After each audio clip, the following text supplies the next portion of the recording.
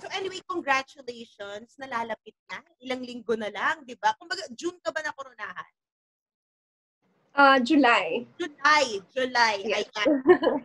And how are you? Anong pinagagawa mo? Paano ka naging abala with your online presence? But of course, syempre, yung mga on-the-ground activities din as Miss Earth Philippines.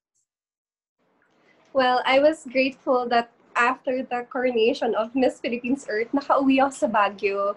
So, I was able to come back to my family, and I'm happier now kasi I used to live alone in Manila. And gratefully, I was able to partner up with the Department of Agriculture and Department of Environment and Natural Resources. So I'm working under the Plant program and the National Regreening program. I really want to make my reign fruitful, and habang nagko-compete ako, I still have the time naman to do all these things. So yes, it's very busy, pero it's so fulfilling, and sobrang na-enjoy ko lang yung journey ko so far, and I can't wait for what's next pa. Yes, and sinabi mo nga yung plant. Saan ka na nagpunta? Ano na yung mga, tumulong ba kayo sa mga nasalanta ni Bagong Rolly? May mga ganun bang efforts on your part? Yes, so far, I have done this plant program in areas here in Baguio and La Union kasi it's really hard nga to move around with all the restrictions. So ang ginagawa namin, we're giving out free seedlings kasi actually ang plant program is to alleviate hunger and provide technical assistance to farmers. And ang mga tao kasi they don't know na ay may free seeds pala, may free seedlings pala na pwede makuha from the government. So what we do now is nag-house to house kami, or we go to different barangays to give this seedlings. And as for the Bagyong Rolly naman, of course, it is also very heartbreaking. I am able to speak for different organizations to encourage people to donate, also with Zero Hunger Philippines and the recent initiative of Miss Philippines Fire, Shane Tormes. So it's very fulfilling as well. And I think now is the time that the world needs us more than ever. Kaya I really, as much as I can, I do my part to give back to the community, mostly during these trying times. And ano yung share mo about reigning in this time of pandemic, reigning in the new normal? How is it for a beauty queen? Kasi usually beauty queen nag-iikot yan di ba? But ikaw Baguio-based ka ngayon, nasa hometown mo ikaw. Di ba? Yes. How is it? Kamusta ang beauty queen? Isang Miss Philippines Earth na hindi ka makagalaw. Pero kailangan mo pa rin umaksyon. To be honest, I did have my share of hindrances, just like all the other candidates, because I joined prior to knowing na it's gonna be virtual, it's gonna be a pandemic. So that was January when I had the screening. But it's more about being grateful and being resilient, because I agree that we should not let a pandemic like this silence us from being spokespersons for Mother Earth. And I think it's a perfect opportunity to give back, as I said, to the community. Even though it's a pandemic, there are always ways. And whenever I do these initiatives, I make sure to maintain precaution, take social distancing, and of course, all the things needed, and abide by the rules as well. So it's more about thinking that you can still bloom beautifully wherever you're planted. So sabi ko, virtual or not, with all the restrictions or not, I'm still gonna push through because this is my dream.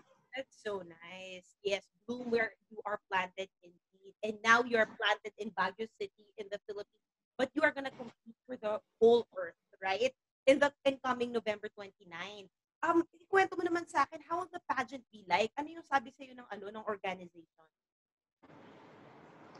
Well, most of our activities are recorded. Of course, we also have to understand not all areas all over the world has access to good internet connection. So I'm very grateful na we all have the opportunity to record our performances. In that way, mabibigay namin yung 100% namin. And of course, as for the interviews, the Q&A, wala kaming takas. It has to be live kasi this is where you test really the intelligence of the girl, kasi we're more than our physique, our beautiful faces. We are our minds, we are our hearts also. So it's much more challenging than the traditional way. Pero who doesn't love a good challenge, diba?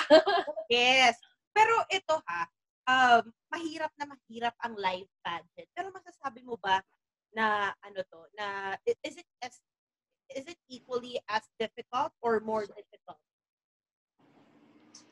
Well, for me, honestly, mas nakakabawas ng nervyos. Okay. Kasi there aren't much people watching you, so mostly it's just me and my videographer. Pero ako kasi gusto ko din yung nape-pressure ako. Gusto ko yung nafe-feel ko yung adrenaline rush from the audience cheering your name and yung yung light sa'yo. I miss the feeling. I miss being pressured. I miss that adrenaline rush. Pero I'm still enjoying naman. I'm still making the most out of it. And nakikita naman siya kasi it's live via Facebook. So, it has a more inclusive reach. So, ganun pa rin. Masasabi ko, okay pa rin naman. and this one, hindi mo pa mamimiss yung camaraderie ng mga co-candidates mo? Kasi usually sa isang live pageant, magkikita kayo, yayakapan, hawakan, di ba? Magkasama kayo sa kwarto, kwentuhan. Ano nagiging close ngayon yung Miss Philip or Miss Earth na the global na Miss Earth, the candidates? Meron ba kayong group chat? May efforts ba na gano'n?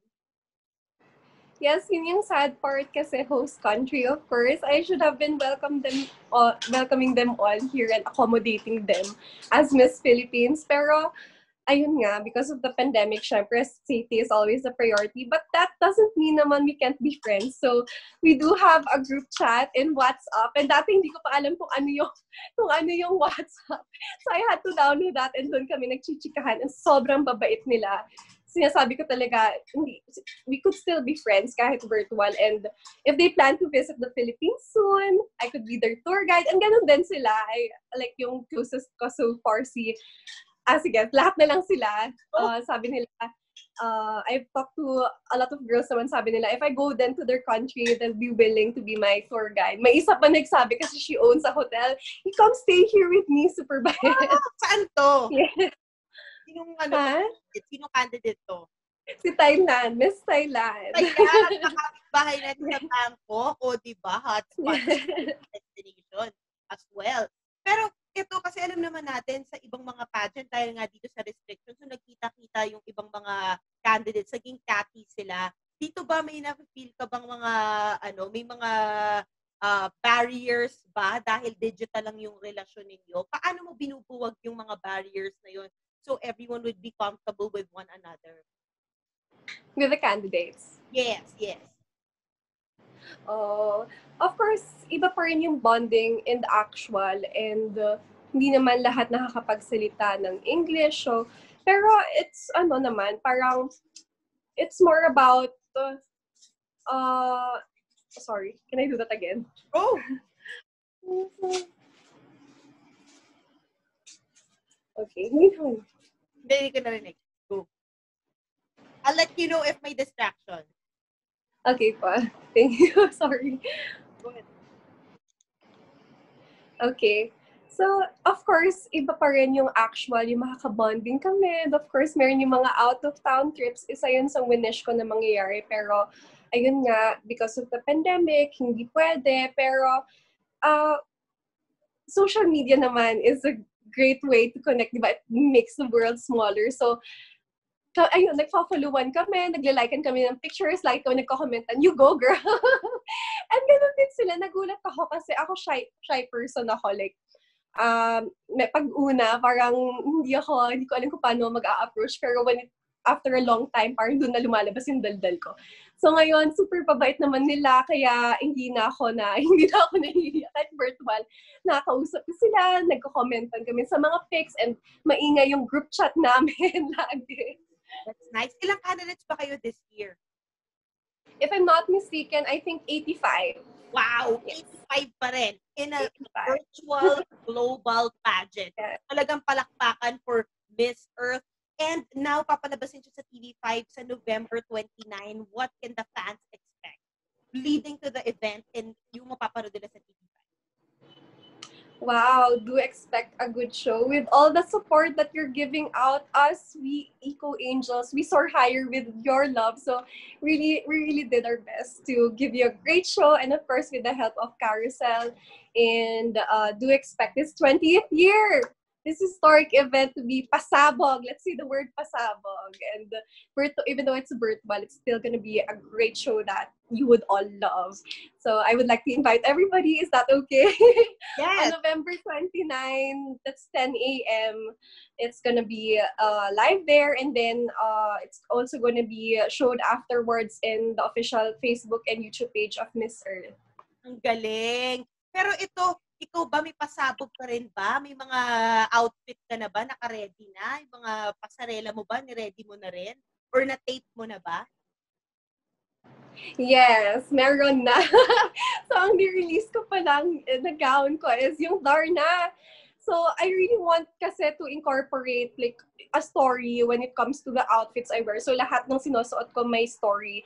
So, na-excite ako actually for my long gown because it also has another story na very Filipino. May may hint of Filipino through the pandemic, or can you share a little bit? Because I'm working with the plant program, it's something similar to that. Okay, all right. I'll put there. Thank you so much, and we'll look forward to November 29. Thank you so much. Can I also thank Jewel Beauty Strong for being our presenter for our pageant? Thank you. Yes. Thank you for having me. Thank you so much. Thank you.